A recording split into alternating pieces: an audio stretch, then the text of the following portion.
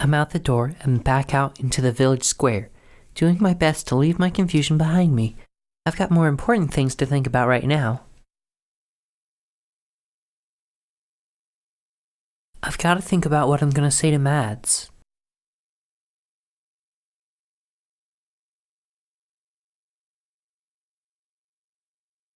But as I think about it,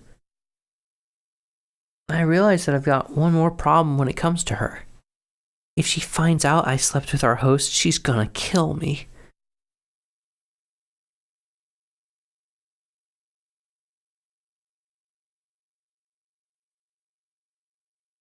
The cabin comes into view. It's warm and casts a glow on the snow.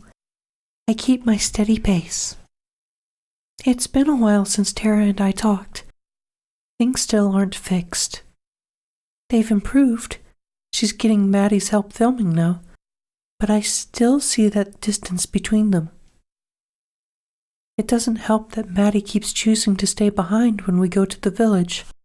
Her excuses are always flimsy, but Tara doesn't push it. I'm not sure if she wants to. I'm not entirely sure what to do. I never expected this to be easy, but now it's gotten complicated in a way that I couldn't have predicted. I wish I could help, but I'm afraid that intervening any more than I already have would make things worse. Maddie still doesn't trust me despite everything. I have to believe it's not too late. I need both of them fully committed before I can tell them why they're really here. At the cabin, I enter without knocking. I've tried it like 6 times, Mads. I don't know what else you're expecting here. Hello there. They both look up from what they were doing. It's not a surprising scene. Tara's hunched over her laptop in the living room, while Maddie stands nearby, looking ready to hit her. I don't think either of them noticed me entering. Hi. Hey. While Maddie seems annoyed at my interruption, Tara seems genuinely happy. Whether that's for the distraction or because it's me, I'm not sure. I walk over and sit beside Tara, placing myself between her and Maddie. Check this out. She angles her laptop so I can see it and presses play on a video. There's some distorted noise, but the screen stays black.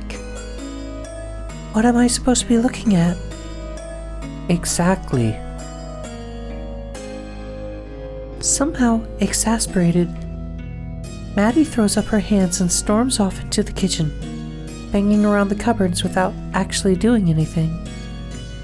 This was the footage that we took the other night, remember, with the spirit and stuff? I remember. Yeah, it was all totally fine a few days ago. We watched it 1 billion times, so you know as well as I do. Right, it was perfectly visible then. But now... She plays the clip again. Nothing but noise. It's worthless now. So what happened? Beats me. That's what we're trying to figure out. Maddie slams the cabinet particularly loudly. What happened? What Maddie thinks happened is that the file got corrupted somehow. Either when you exported it or when it was transferring or something. But it was working fine before. Seriously, ask Morgan. She points at me. I wish she wouldn't bring me into it like this, since it will seem like I'm taking a side. The video did work before, yes. Great. That helps us a lot. Isn't there a backup somewhere? This was supposed to be the backup. I thought I'd uploaded it to our server too, but I guess the Wi-Fi cut out, so that didn't actually happen. That one's on me. I'm expecting another sardonic reply from Maddie, but to my surprise, she sits down across from both of us and sighs. Well, we can't change it now. It seems that Tara's admission of guilt, even partial, helps calm her down. Was that the only footage that was affected? I didn't check. Can't see why anything else would be screwed up though. We just got unlucky. Super unlucky. That's a bit of an understatement. Without that footage, we don't have anything to show. I want to tell her that there will be plenty more opportunities for filming the spirit. And likely other, equally remarkable creatures. But I know that she won't believe me, yet. Galadora warned me this would probably happen, as if I hadn't already known. But Galadora also didn't help my case at all, since she said she didn't know if she could trust them yet. I wish she would have told me that before I made a fool of myself in front of them both. Tara laughs, but it sounds forced.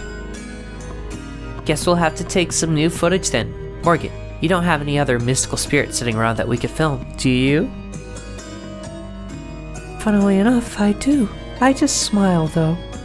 Going along with the joke, for some reason, Maddie tugs at her collar and looks away out the window. Perhaps she's more uncomfortable around me than I'd thought. Can I borrow your laptop? I'll see if I can move the file to my computer and maybe salvage something. Do you really think that'll work? No, but I'd like to try. Sure thing.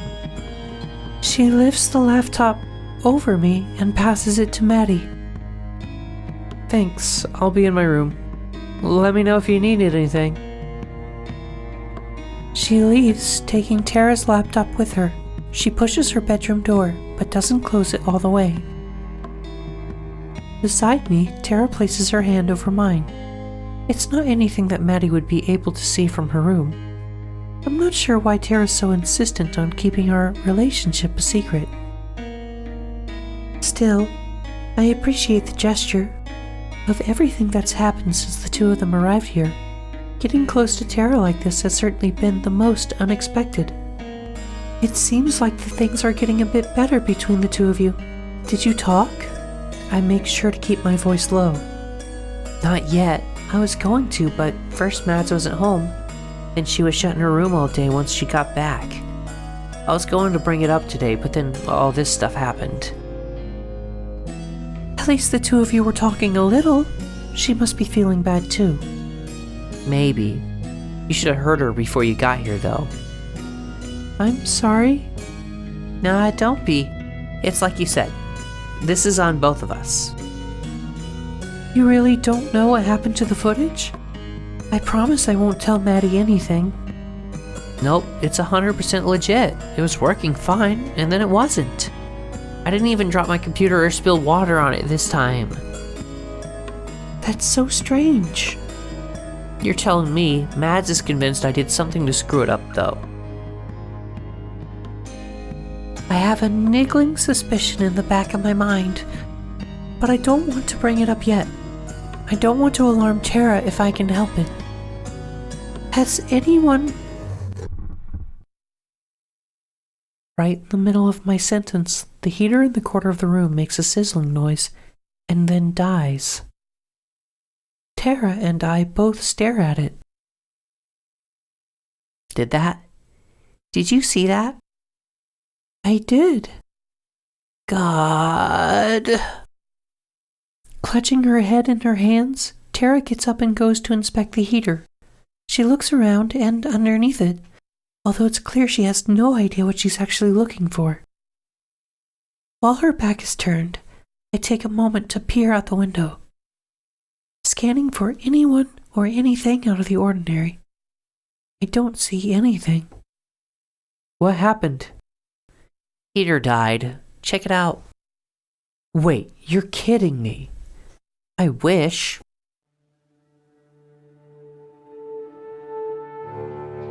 Already, the cold is starting to set in.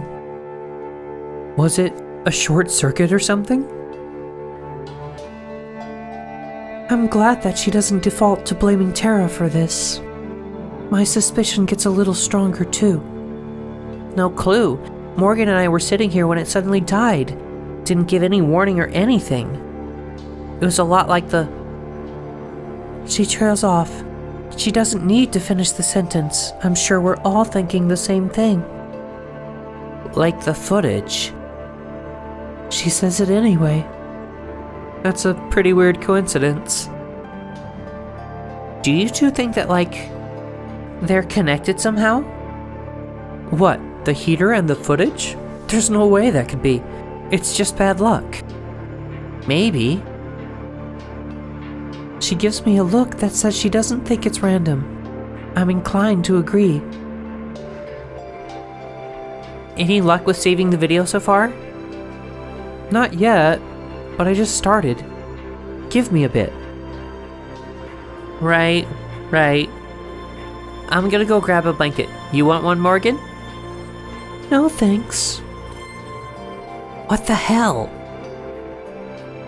2 seconds after she's entered her bedroom, Tara yells and pops back out.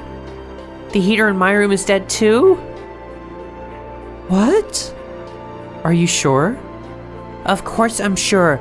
Come look if you want. Maddie and I both hurry into Tara's room. Sure enough, the heater in here is as dead as the one in the living room. Were they on the same breaker? The cabin must have ancient wiring, right? No, it was renovated a couple years ago.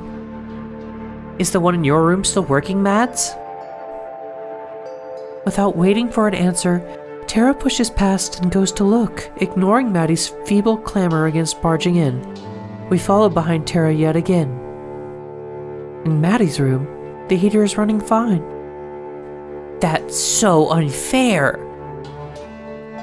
Maddie frowns too, looking perplexed. I don't get it. Why just in here?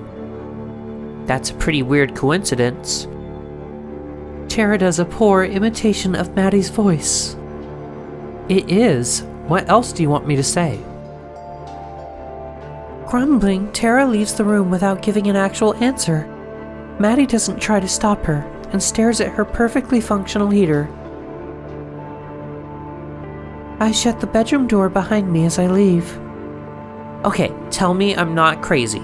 Something weird is going on. You're not crazy. This definitely isn't a coincidence. You say that like you know what's going on. I can feel a pit opening up in my stomach.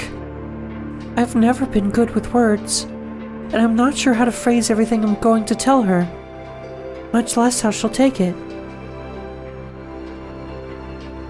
I'm gonna struggle for too long because I can see Tara's expression go from mopey to concerned. Hey, you okay? I was just kidding, but like, do you actually know what's up? I press a finger to my lips and point to Tara's room. Her eyes go wide, but she nods. I lead the way, with her following close behind. We can talk now. Tara looks like she's going to explode. Now? What the hell? That was like something out of a spy movie.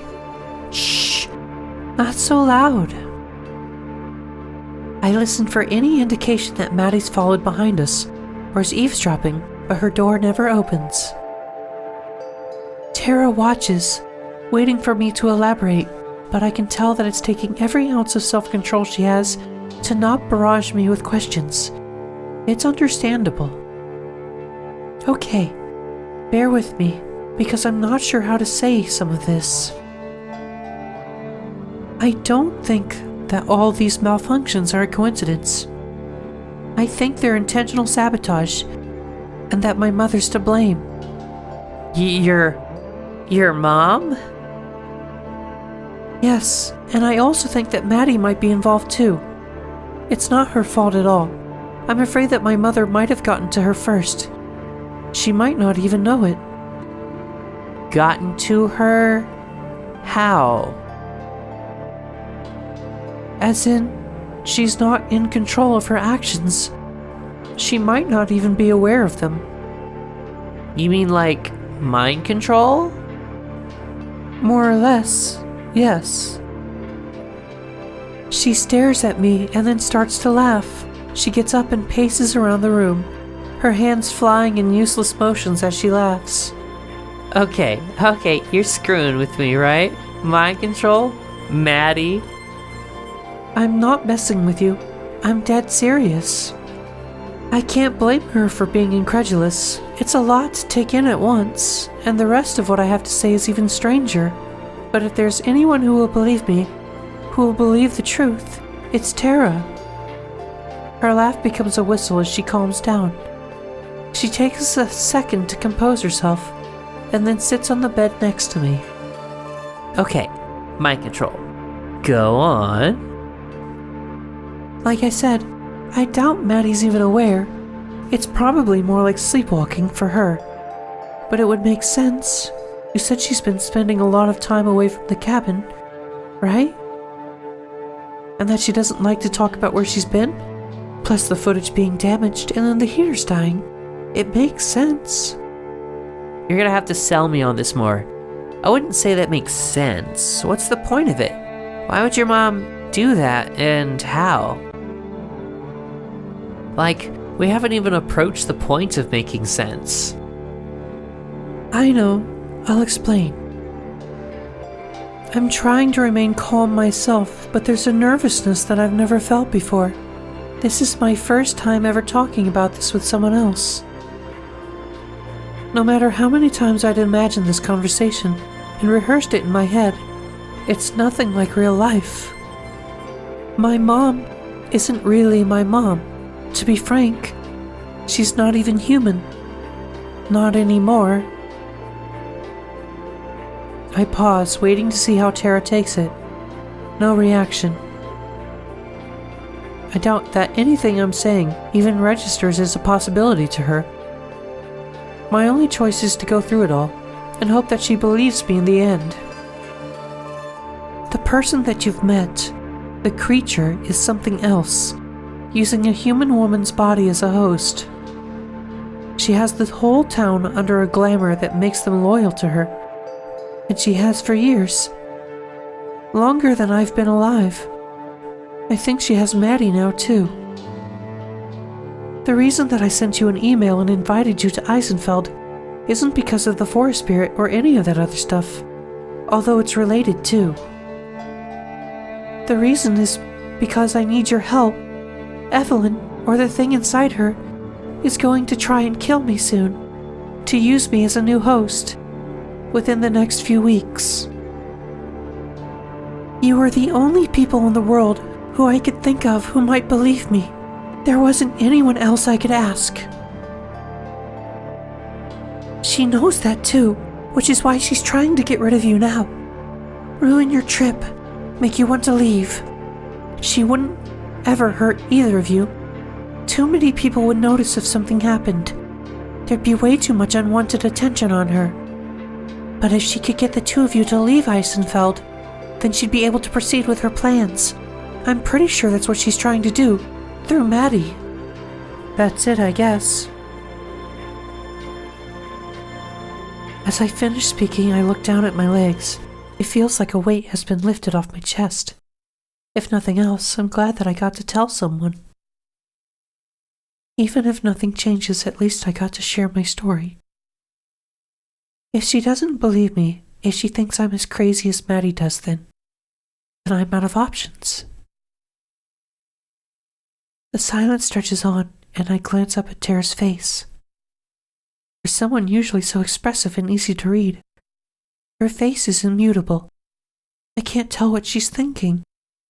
She just stares at me intensely, more scrutinizing than I've ever seen before. Tara huffs, blowing a loose strand of hair that's fallen over her face. She blinks, pops her knuckles, scratches her leg, then she finally half smiles. Okay, so then, what do we do now? Does that mean that you believe me? My breath catches in my throat, scarcely daring to believe it. She hasn't confirmed yet. She could just be playing along. Of course I do. I can't help myself. I lean forward and wrap my arms around her in a very selfish hug. I'm so sorry for dragging you into all of this. She doesn't deserve any of what's going on. I brought her into my own world of problems. Her arms wrap back around me without hesitation. Hey, I'm glad you did. Really? Of course. If some other paranormal blog got the scoop, I'd be jealous forever. But I'm not gonna lie, it's a lot to take in, especially the stuff about Mads. But if never coming here would have meant you having to deal with all this on your own, then it's a damn good thing we're here. For the first time that I can remember, I feel warm and comfortable. It's a moment that I wish could last forever. I don't deserve her support, but I'm infinitely glad that I have it. Now let's go kick your mom's ass. I'm glad that she's able to keep a light heart through all of this. We're going to need it. Really though, what do we do now? Pack our stuff and get out of here? You could totally crash with me and Mads, I'm sure she wouldn't mind. We'd have to get past that whole mind control thing first though. No, running away isn't an option. She would just take someone else instead. She has to be dealt with. You said it'll happen in a couple of weeks. How do you know? It'll happen on the winter solstice. It's something to do with the moon. I don't really know the specifics myself. There's not a whole lot of information to go off. You're in luck, because investigating stuff without a real lead is my specialty. She's incorrigible, and her smile is infectious. Her optimism and confidence makes me think that this might work out okay after all.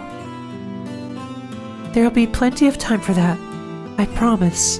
Right now, I should head back home. Already? Feels like you just got here a bit ago. I know, I wish I could stay longer, but I need to start preparing right away. There's a lot that I'll need to fill you in on, but it'll take some time for me to get ready. So like, later tonight? Probably tomorrow or the next day. Okay, I'll lie low until then. What should we do about... Her voice trails off and she nods in the direction of the rest of the cabin. And Maddie. Nothing for now. Just try to act normal around her if you can. So avoid conversation as much as possible. Easy peasy.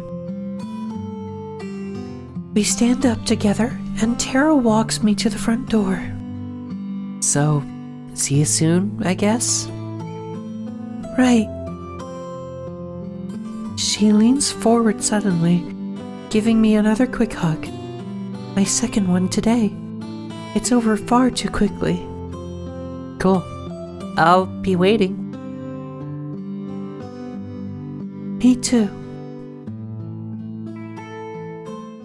It's always scary going home and facing the prospect of seeing Evelyn face to face. Today, though, doesn't seem as bad. There's still a long way to go, but with Tara's help, there's a chance that everything will work out. That's more than I've ever been able to say before.